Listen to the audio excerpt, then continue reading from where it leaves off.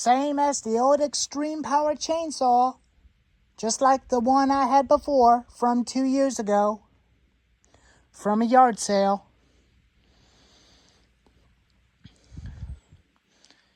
I really like that one better than the other one.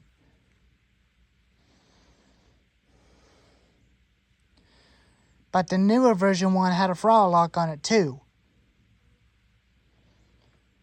I might think about getting one of those and probably try the other one with that muffler on it and keep the muffler on this one.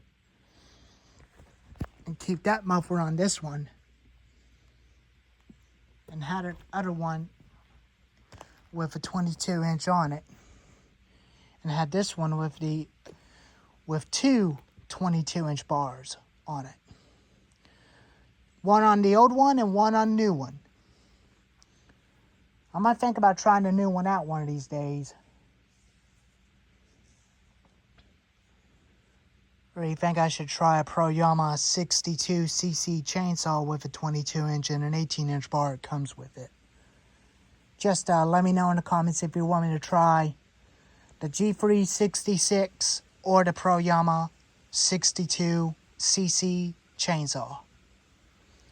Just let me know. Anyways, I'm going to fix myself some lunch.